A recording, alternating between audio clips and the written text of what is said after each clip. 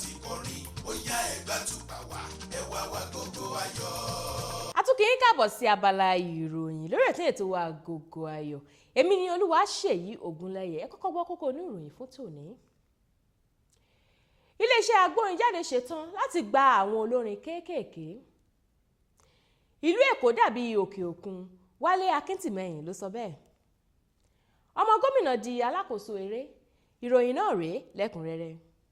Iléeṣẹ́ agbórinjáde Chocolate City tó ti gba ọ̀pọ̀lọpọ̀ àmì ẹ̀yẹ tó sì ti ṣe àfihàn àwọn ìràwọ̀ ńláńlá orílẹ̀-èdè Nàìjíríà kéde èròǹgbà wọn láti fi ètò orí móhùnmáwòrán kan ṣe àwárí àwọn olórin tuntun tó ní ẹ̀bùn tó péye tí yóò darapọ̀ mọ́ iléeṣẹ́ wọn. Ètò náà jẹ́ eléyìí tó jẹyọ látàrí ìpinnu wọn láti ṣe àfihàn àwọn olórin tuntun tí wọ́n ní ẹ̀bùn tó péye ṣùgbọ́n tí wọn kò mọ ọ̀nà tí wọn yóò gbé gbà. Ọ̀gá àgbà fún iléeṣẹ́ náà Audu Maikori sọ wípé ètò náà jẹ́ eléyìí táwọn gbé kalẹ̀ látàrí oríṣiríṣi ìbéèrè táwọn ti ń rí gbà látọ̀dọ̀ àwọn olórin kéékèèké lórílẹ̀‐èdè Nàìjíríà tí wọ́n wá ọ̀nà tí ìràwọ̀ wọn yóò fi jẹyọ níléeṣẹ́ orin orílẹ̀‐èdè Nàìjíríà. Ọ̀gbẹ́ni Audu wá fìdí rẹ̀ múlẹ̀ wípé iléeṣẹ́ Chocolate City yóò fi ètò náà dí wọn ní àmùrè nípa ti ìmọ̀ àti àwọn àǹfààní tí wọ́n nílò láti tayọ lórílẹ̀‐èdè Nàìjíríà àti lókè òkun. Iléeṣẹ́ rédíò kan lórílẹ̀‐èdè Nàìjíríà Power 105 gbàlejò Olúbọ̀wálé Victor Akíntìmẹ́yìn tó jẹ́ olórin orílẹ̀‐èdè Nàìjíríà tí a bí sórílẹ̀‐èdè Amẹ́ríkà ó sì sọ̀rọ̀ ní kíkún nípa orílẹ̀‐èdè Nàìjíríà.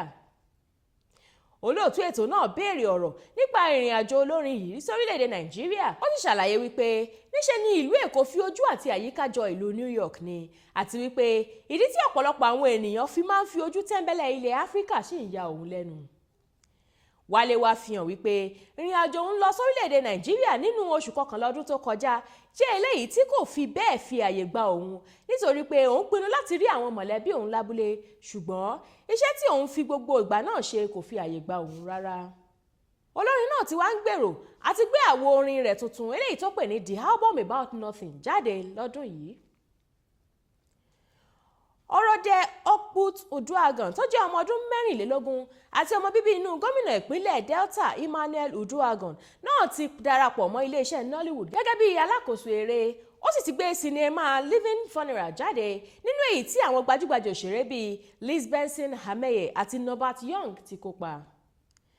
Ọ̀rọ̀dẹ tó ya gbogbo àwọn ènìyàn lẹ́nu pẹ̀lú ìgbéyàwó rẹ̀ tó ṣe nínú oṣù kọkànlá ọdún 2011 nígbà tó wà ní ọmọ ọdún 22 ṣàlàyé wípé eré náà jẹ́ ọ̀kan lára àwọn ètò tó wà lábẹ́ àsíá iléeṣẹ́ aládàáni ohun tí í ṣe Pink Pearl Breast Cancer Foundation.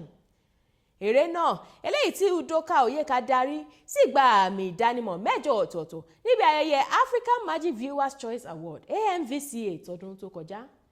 Èyí ni òpin ìròyìn fún tòní. Ẹ tún gbọ́ kókó inú rẹ̀ lẹ́ẹ̀kan sí i. Iléeṣẹ́ agbórinjáde ṣetán láti gba àwọn olórin kéékèèké.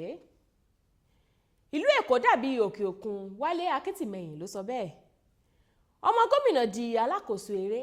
Àwa ìjì bẹ́ẹ̀ lọ lórí abala ìròyìn lórí ètò Agogo Ayọ̀ fún tòní. Ètò sì ń tẹ̀síwájú, ẹ máa bá wa ká lọ. Ètò yìí ló ń rán wa létí èdè àtàṣà wa tó ṣe kókó.